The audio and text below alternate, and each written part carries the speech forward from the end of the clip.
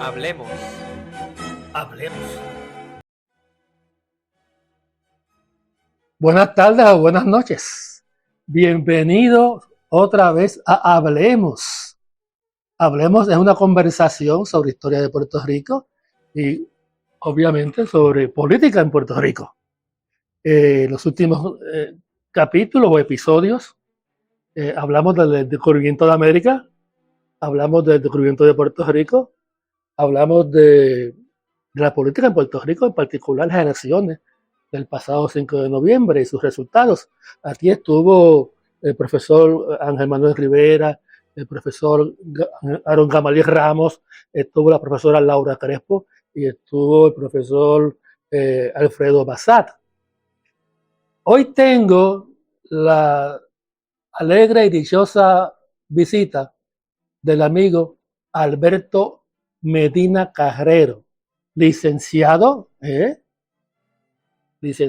Alberto Medina Carrero. Saluda a los televidentes. Un saludo y mi agradecimiento a ti por esta generosa invitación. Alberto yo lo conozco hace más de 20 años. Ha sido editor de todo lo que ha publicado el Colegio de Abogados en los últimos 30, 40 años. Él ha sido editor de la revista del Colegio de Abogados, de Ley y Foro y otras publicaciones de nuestro Colegio de Abogados y Abogadas de Puerto Rico. Y Alberto también trabajó en el Departamento de Justicia, ¿verdad? Sí, estuve 3 años como uno de los ayudantes especiales de Héctor Rivera Cruz. Fueron tiempos interesantes, ¿verdad? Mucho, sí. Y aprendí mucho allí. Rivera Cruz fue el famoso fiscal de las vistas o las vistas legislativas en torno a los sucesos del Cerro Maravilla del año 78. Fue una gran experiencia. ¿Estuviste allí? Héctor fue un excelente secretario de Justicia con una capacidad de trabajo extraordinaria. Él sabía, distinto de otros secretarios, que como hemos podido ver en estos días sobre todo, él sabía todo lo que estaba pasando en su departamento y estaba muy al tanto y daba instrucciones muy precisas sobre cómo se debían atender los asuntos. ¿Quién era el gobernador? Rafael Hernández Colón, ¿verdad? Sí, en esa época. Yo estuve del 89 al 92. Esos 3 años, pero fueron 3 años muy intensos. Había mucho trabajo que hacer y Héctor pues tenía una gran agenda de trabajo. Que en paz descanse. Que en paz descanse. Y que lo recuerdo con mucho afecto y agradecimiento. Y en el colegio, yo dije algo al principio, en el colegio, ¿qué has hecho en el colegio nuestro? Yo me integré al colegio desde el punto de vista de trabajo alrededor del 1983, ya un poco al final de del tiempo de Luis F. Camacho, porque Luis decía que para aquella época los abogados, y tú lo recordarás, dependíamos para saber, ¿verdad?, sobre la jurisprudencia, para mantenernos al día, de JTS, el servicio aquel que tenía Luigi Abraham. Y yo recuerdo que él me dijo que a él le parecía que los abogados no debían pagar $200, era la cuota para tener el servicio de JTS, y que ese era un servicio que debía dar el Colegio de Abogados. Así que a partir de ese momento yo empecé a hacer unos resúmenes de jurisprudencia que se publicaban como las avanzadas del Colegio de Abogados. Y eso fue lo primero que yo hice. Al poco tiempo, Carmelo Delgado Cintrón que era el editor de la revista del Colegio de Abogados, llevaba 14 años consecutivos, ¿verdad? Desde 1970 a 1984. Y él, por razones que no recuerdo en este momento, pues dejó esa labor y a mí me lo ofrecieron. Y aunque yo nunca había editado, yo no había estudiado formalmente, ni siquiera estudios hispánicos, ¿verdad? Como materia de estudio, sí, había tomado unos cursos, por supuesto, me interesaba, siempre me interesó la literatura, ¿verdad? Pero yo no tenía una formación profesional formal, ¿verdad? Sobre estos asuntos. Pero acepté el reto. Literatura. Exacto. ¿Te refieres a literatura? Exacto.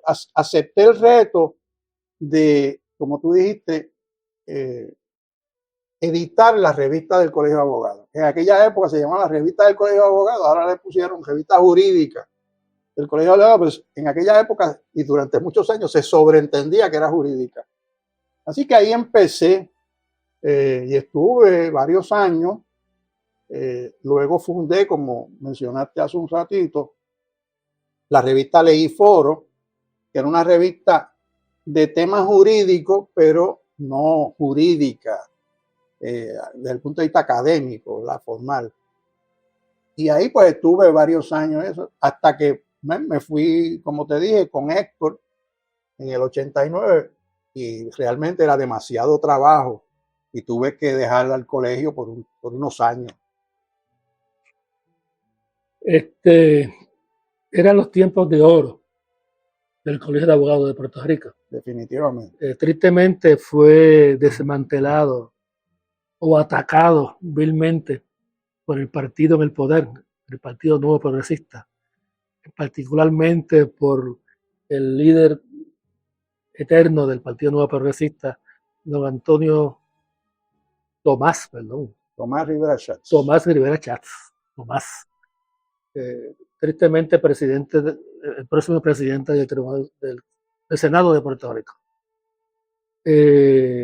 Digo época de oro porque en aquel tiempo el colegio agrupaba todos los abogados y abogadas de Puerto Rico. Mi recuerdo es que éramos 14,000 colegiados en esa, por lo menos hasta donde yo estuve, ¿verdad? Por ahí en el 80. Hoy día nos hemos mantenido alrededor de 3,000 abogados, ¿verdad? Y abogadas colegiados. Más o menos. Las cifras suben y bajan de acuerdo a circunstancias particulares de los abogados, porque en el colegio de abogados hay buena educación jurídica, el fondo de fianza notarial y otros servicios muy buenos que ofrece el colegio de abogados a sus miembros, abogados y abogadas. Hoy vamos a hablar de otro abogado. Hablemos de el compañero que falleció, Roberto Ariel Fernández Giles, y particularmente buen amigo de ambos, ¿verdad? Vamos a hablar de este texto, que es un nombre larguísimo, pero muy elocuente. ¿Cómo se llama el libro? El título del libro es Subordinación o Libertad en busca del tiempo puertorriqueño. Ese fue el título que él escogió. ¿Tú fuiste el editor? Yo fui el editor yo intervine largamente porque Roberto era muy perfeccionista y le tomó, yo diría que quizás un par de años terminar el libro, aunque yo lo apremiaba continuamente. Y de hecho, tengo que decir que le hice la broma un poco pesada, pero en ese momento no, ¿verdad? Le dije, si no avanzas, el libro se va a publicar póstumamente. Y casi se hizo cierto eso. En el 2004, Roberto Ariel publicó este libro que se llama El constitucionalismo y la encerrona colonial de Puerto Rico. Tengo el honor de que me lo dedicó y que lo conservo con mucho cariño en mi biblioteca. Sí, de esa época es que yo lo conozco. Él cuando yo era, volviendo a lo que decía, ¿verdad? Yo era editor de la revista del colegio y de luego de Ley Foro. Él se incorporó como un miembro de la comisión editorial y tengo que decir que distinto de la mayor parte de los otros miembros que no hacían gran cosa, él sí participaba muy activamente, no solamente en el examen de los textos, ¿verdad? Que es básicamente la función de los miembros de la comisión editorial, sino aportando de su escritura, ¿verdad? Roberto escribía muy bien en cuanto a fondo y forma, es decir, decía muy bien lo que había que decir. ¿Cuándo Tanto falleció? en español como en inglés. ¿Cuándo falleció Roberto? Él falleció hace 2 o 3 meses. Ahora en Muy recientemente. en el 2024. Sí, Y sí. dejó a hijos y esposa, ¿verdad? No, él nunca tuvo hijos. Nunca, no. Él estuvo casado durante unos años, pero hace muchos años se había divorciado, no se volvió a casar. Así que no, ¿verdad? Deja un hermano y una hermana, y pues, otros familiares, ¿verdad? Entiendo que su padre todavía está vivo, aunque de muy avanzada edad, ¿verdad? Creo que en un hogar. Y él pasó sus últimos años cuidando a su mamá y a su papá, lo cual habla muy bien de él. Yo leí esto, lo leí hace 15 años atrás. Recuerdo muy bien. Básicamente lo que plantea es que Puerto Rico tiene una constitución que no aplica en la colonia. O sea, no hay verdadera democracia en una colonia. Así que la constitución es un texto falso, porque la constitución es la ley suprema del país, del Estado particular, y en Puerto Rico la ley suprema de Puerto Rico no es nuestra constitución, Claro. es la otra, la constitución de Estados Unidos de América. Y esta constitución comienza con la farsa de que existe, comienza diciendo que es una farsa que haya un pacto entre Puerto Rico y Estados Unidos. Algo que fue desmentido no solamente temprano, en el 52 por Vicente Gil Polanco, Claro.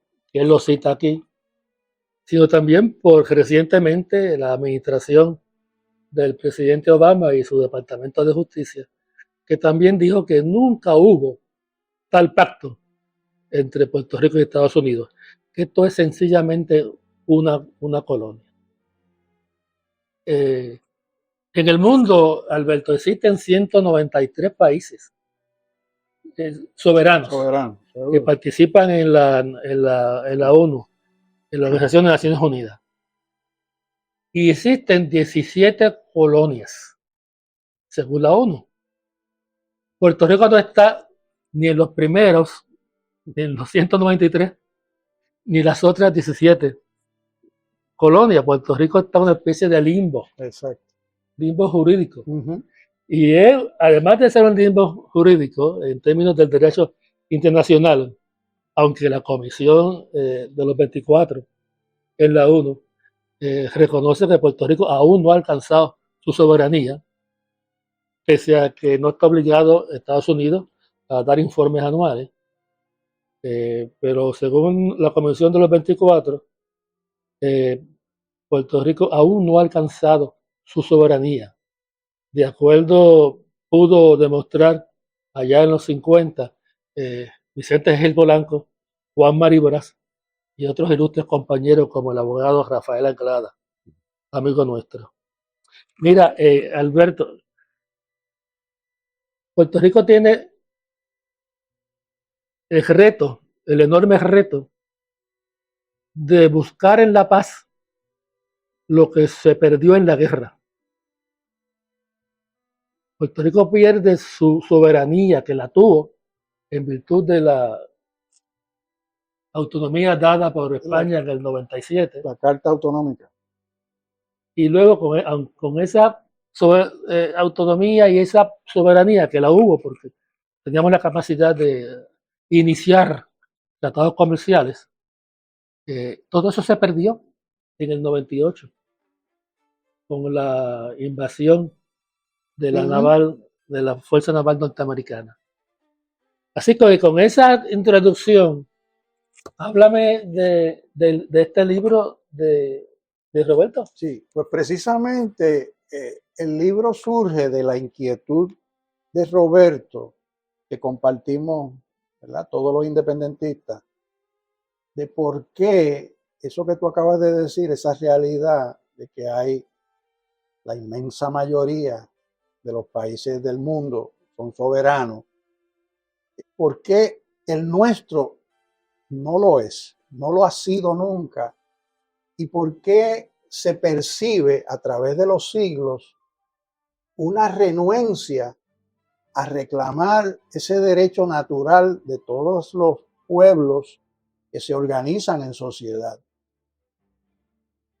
Aunque se ha escrito mucho sobre el tema de la situación política de Puerto Rico frente a Estados Unidos, primero frente a España y luego frente a Estados Unidos, a mi modo de ver, no ha habido una contestación satisfactoria.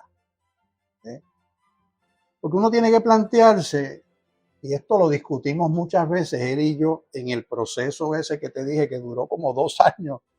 Él me llamaba continuamente, me enviaba los capítulos, yo los veía, le hacía alguna corrección, muy poca, porque como te digo, él era un gran escritor, escribía muy bien desde todo punto de vista, pero había cosas que yo le señalaba a él, me parecía que él debía tratar con mayor profundidad.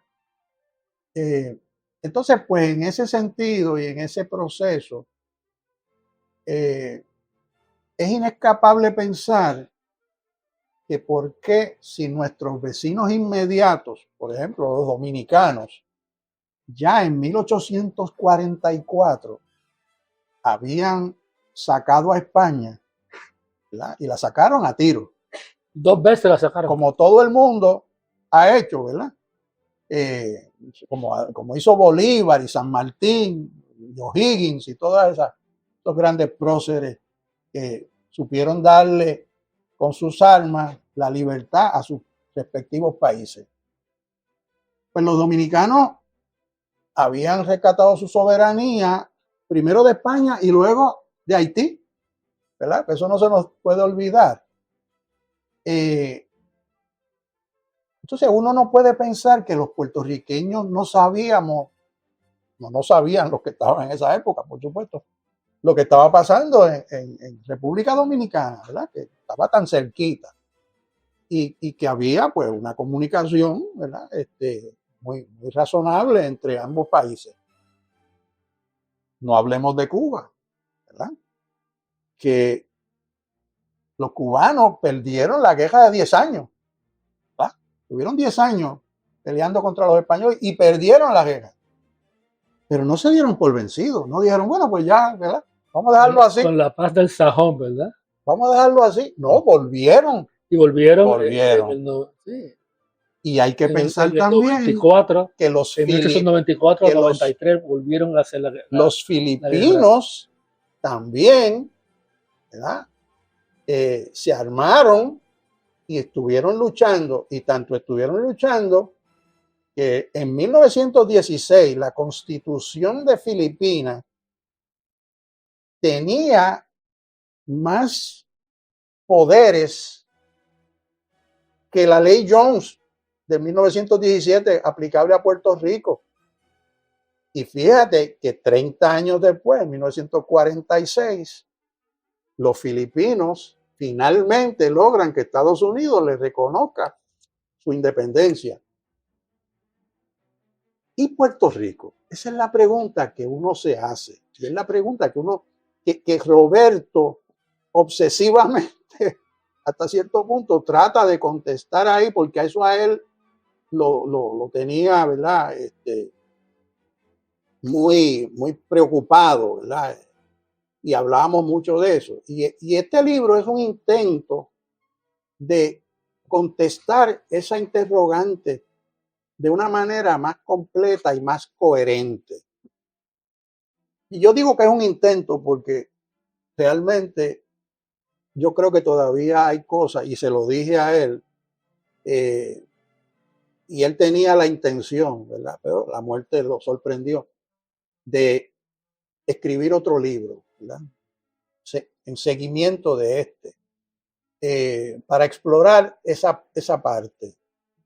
Porque yo le decía, ¿verdad? Y me parece que en esto creo que hay algún consenso, yo creo que el problema nuestro es un problema psicológico. Mira, Y tú conoces a Frantz Fanon, ¿verdad? sí. Que era el psiquiatra martiniquense que escribió Los Condenados de la Tierra, y conoce a Albert Memmi, Retrato del Colonizado, y realmente aquí pues hay una especie de miedo ancestral, el miedo a la libertad que decía, ¿verdad? Eric Fromm, para citar a otro autor. Yo prefiero buscar explicaciones materiales, Así que no psicológicas. yo... Recuerda que Betances desde París se preguntaba qué hacen los puertorriqueños que no se rebelan. Y esa pregunta aún está alrededor de nosotros. ¿Qué hacen los puertorriqueños que no se rebelan? Hay muchas explicaciones. Ahora, hay un libro de Juan Bosch, muy bueno, grueso, tiene como 400 páginas, que se llama De Cristóbal Colón a Fidel Castro. Y él dice en ese texto, Juan Bosch, que Puerto Rico no pudo hacer la independencia porque realmente Puerto Rico era una guarnición militar. Era una isla rodeada de militares españoles por todas partes. O sea, que por eso, por ser Puerto Rico realmente un presidio militar, eh, vigilado, componteado por los españoles, que fueron con Puerto Rico muy mezquinos durante 3 siglos, hasta que la situación en Cuba, la revolución en Cuba, encabezó José Martí, le planteó que había que cambiar su política en el Caribe. Y de ahí viene el pacto Muñoz-Sagasta, que realmente, y la autonomía.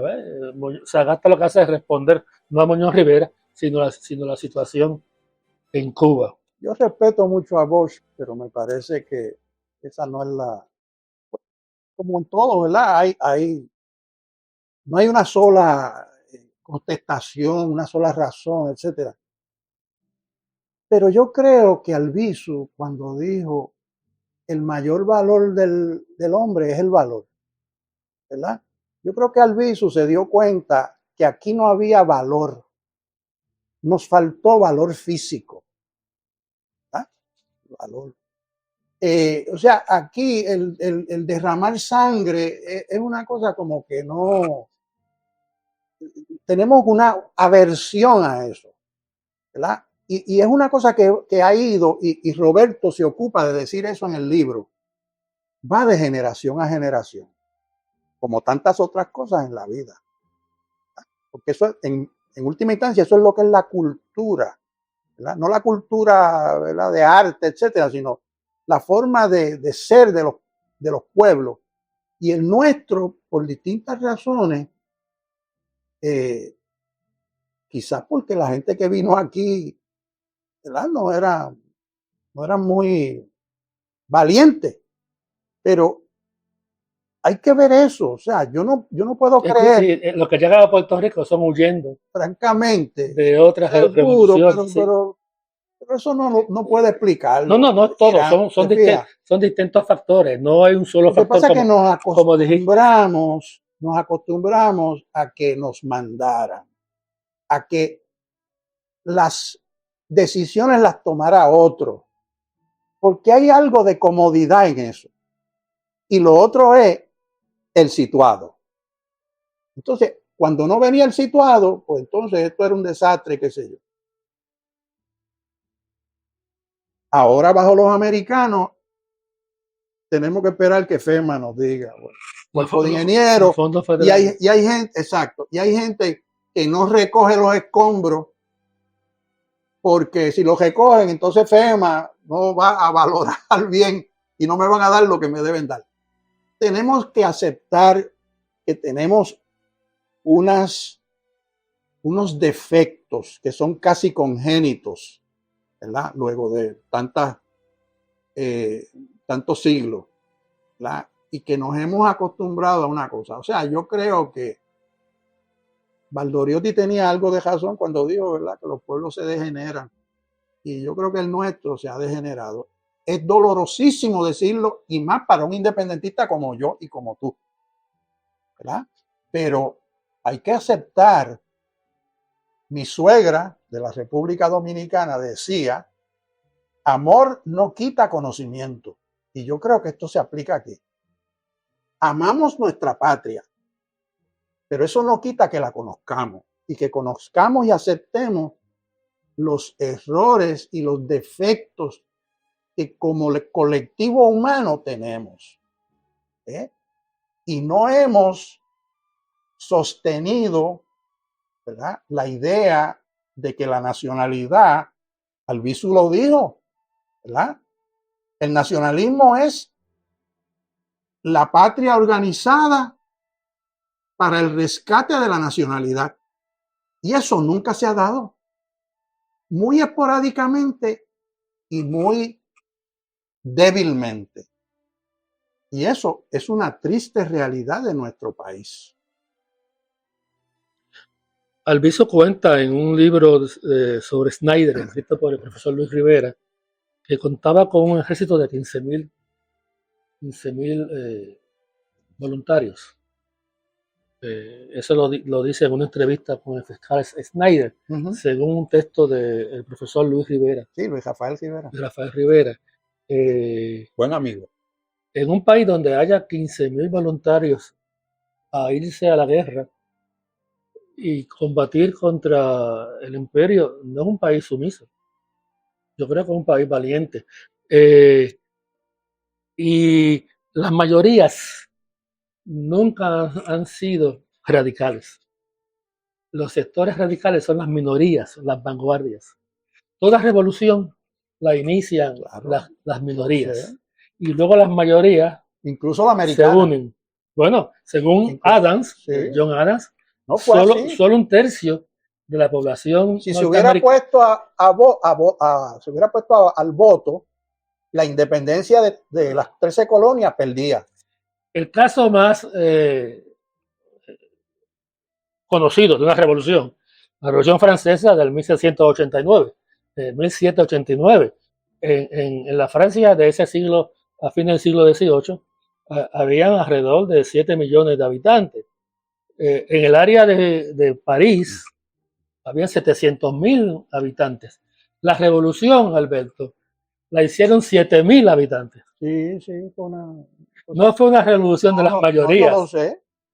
Por eso es que no dura mucho. Pero Triunfaron. Así que aquí lo que hace falta son minorías radicales, minorías atrevidas, minorías militantes, como la hubo en los años 50, que aún están por ahí. Cuando llegue el momento,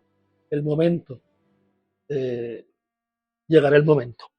¿Qué más dice el amigo Ariel? Él hace un análisis muy interesante, sucintamente, porque como ves, el libro lo que tiene son un poquito más de 200 páginas, ¿verdad?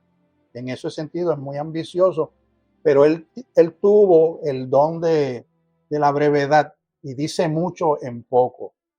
Entonces él examina este problema desde dos vertientes, la de Estados Unidos y la de Puerto Rico, ¿verdad? La de Estados Unidos es esencial porque obviamente hay que entender, ¿verdad?, por dónde venían los americanos y cuál era su interés. Y él, muy acertadamente, pues, identifica que nosotros fuimos víctimas del afán imperial de Estados Unidos que empezó bien temprano en el siglo XIX, porque ya en quizás 1820 por ahí, Estados Unidos, que ya era Estados Unidos, por supuesto, porque se había constituido como tal, la Constitución de Estados Unidos en 1787, pues ellos empiezan a darse cuenta de que le convendría tener una posesión en el Caribe. Y piensan, por supuesto, en Cuba y en Puerto Rico. No recuerdo bien si República Dominicana estaba en eso, pero todavía República Dominicana no era República Dominicana como tal, ¿verdad? Sino Santo Domingo. Así que ellos empiezan a hacer planes. Y hay unos planes incluso que estaban por escrito en lo que llamaban The War College, que era una institución, ¿verdad? Que existía en ese momento. Así que ellos empiezan un poco a salivar. Ellos son con los Estados Unidos. Estados Unidos. El recién nacido. Les toma como 70 años, porque si eso fue en 1820 más o menos. Creo que fue bajo la presidencia de Adams.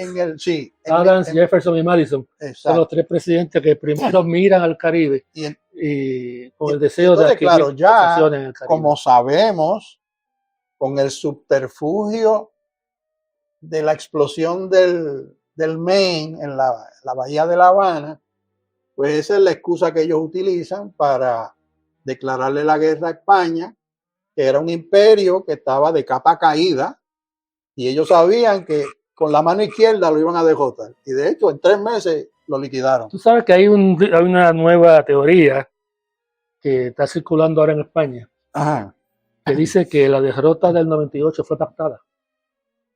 Que Cervera y Sagasta y el ministro de Guerra de España vendieron la victoria y aceptaron la derrota y la pactaron la derrota a cambio de 30 millones de dólares y $1 millón para cada uno de los ministros españoles, incluyendo al almirante Cervera. Esa es una teoría que ha circulado en los últimos 3 años en textos en España. Parece ficción, pero tiene base histórica. El ministro de Guerra de España en ese momento estaba en Tampa. Estaba viviendo en Tampa durante la guerra hispanoamericana. Invito a los televidentes, a los amigos, que busquen esa nueva versión de la derrota de España en el 98. Ahora, a mí me cuesta muy difícil hablar bien de España. Yo creo que fue mezquino con Puerto Rico. Definitivamente. Y yo creo que debió darnos la independencia o la autonomía mucho antes. Y debió haberse negado a ceder a Puerto Rico en el Tratado de París. No lo hizo. Hay una teoría hay una explicación en el libro azul. Bueno, el color puede ser rojo o azul, es lo de menos. Que Estados Unidos amenaza a España de que si no cede a Puerto Rico, seguiría con su flota hacia las Islas Canarias y tomaría las Islas Canarias. Y por esa amenaza, España cede a Puerto Rico, Puerto Rico nunca fue parte de la guerra cubano-hispanoamericana y no estaba en guerra con Estados Unidos. De manera que la invasión a Puerto Rico fue completamente ilegal y un abuso del derecho internacional. Todo eso lo plantea aquí, o parte de eso lo dice, no lo de la derrota. Sino eso último no, ¿verdad? Pero no. Él se dedica mucho a examinar, a mi modo de ver, con mucha razón, ¿verdad? Ese afán expansionista de Estados Unidos, que hasta nuestros días explicaría por qué todavía Estados Unidos tiene ese afán de retener perpetuamente a Puerto Rico, ¿verdad? Y como tú sabes, y muchos sabemos, en esos primeros años hay unas expresiones en el Congreso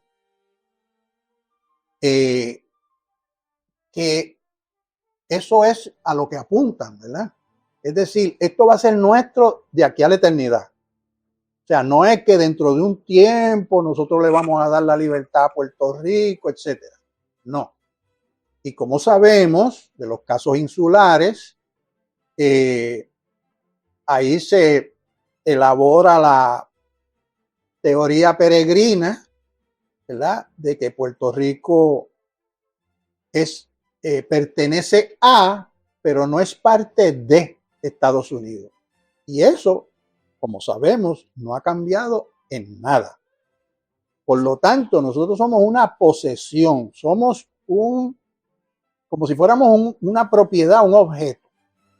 En ese sentido, aunque parezca, ¿verdad?, terrible, pues Trump tiene razón cuando dice, yo puedo cambiar a Puerto Rico por Groenlandia. ¿Ves? Sí, la realidad es que aunque sea una cosa terrible, si el Congreso y el presidente dicen, porque no olvidemos, el Congreso tiene poder plenario, es decir, absoluto sobre Puerto Rico.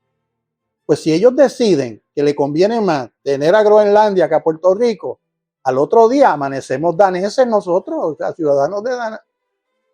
Dicho sea de paso, la cerveza es muy buena y la mantequilla también, y las galletitas que hacen. Puerto Rico. Así que esto es una realidad, parece una broma, pero es una realidad. Nosotros estamos a merced del Congreso de Estados Unidos principalísimamente. Y como vemos cómo van las cosas, un día de esto pasamos un susto. Tú mencionas en la presentación del libro que citas a Pasalacqua, García Pasalacqua. Sí. Que dice que somos los happy colonials. Los happy colonials. Sí. Eso es lo que decía Juanma. O sea, que nos habíamos acostumbrado a ser súbditos coloniales y que lo aceptábamos con cierto grado ¿verdad? O sea, el coloniaje es algo tan terrible que uno, o muchas personas, ¿verdad?, pues se concilian con eso, ¿verdad? Y entonces, pues, todo se echa broma, y los americanos, aquí, allá. Y yo creo que otro que no menciono en el texto que yo hice para presentar este libro, que nunca se llegó a presentar, ¿verdad?, por la muerte del amigo, pues Benifranqui Cerezo decía que Puerto Rico era un país aguantón. ¿Sí? O sea, nosotros aguantamos y aguantamos. Y no, con la excepción de cuando sacamos a Ricky Rosselló, pero una golondrina no hace verano. La Marina de Vieques. Y la Marina de Vieques y eso. Pero en 126 años, Irán, realmente son 3 golondrinas, francamente. O sea, hay que decirlo así. Este texto, Alberto. Porque ahora mismo con este asunto de Luma, que a mí me tiene histérico y al resto del país, era para haberse tirado a la calle y hacer algo peor o más grande que lo que se hizo con Ricky Rosselló para obligar al gobierno a sacar a Luma. Pero, ¿qué hacemos? Cuando hay un apagón de las horas que sean, pues lo aguantamos. Este texto de nuestro amigo Fernández Quiles, ¿dónde se puede conseguir? Pues mira, como la muerte lo sorprendió a él, solamente se pudo distribuir en la librería El Candil en Ponce y en Norberto González en la librería Norberto González en Río Piedra. Supongo que debe estar en Casa Norberto en Plaza Las Américas también, pero fuera de eso, debo aclarar que yo, a pesar de que yo intervine en eso, yo al final, ¿verdad?, cuando ya le estaba muy mal, yo me ofrecí a llevarle el libro a esta librería, pero luego de eso cuando él muere, pues queda su hermana y su hermano. Y eso está en manos de ellos. No sé, ¿verdad?, qué planes tengan ellos sobre una distribución más amplia del libro, ¿verdad? Se hizo una tirada adicional, etcétera, pero no, realmente desconozco, perdón, qué planes familiares pueda haber. Pues, Alberto, yo creo que este texto y el tema que hemos que hemos tratado merece otro capítulo de Hablemos. Pues, Por el no, momento, vamos a con decirle mucho gusto. hasta pronto a los amigos y amigas que todas las semanas ya hay más de 100 suscriptores. Para mí son mucha gente. Te felicito. Que nos siguen en las redes sociales. Hablemos, seguiremos hablando de Puerto Rico, sus autores, sus libros y su historia. Muchas gracias, Alberto. Muchas gracias, amigos y amigas que nos escuchan y nos ven. Gracias a ti, Irán. Gracias.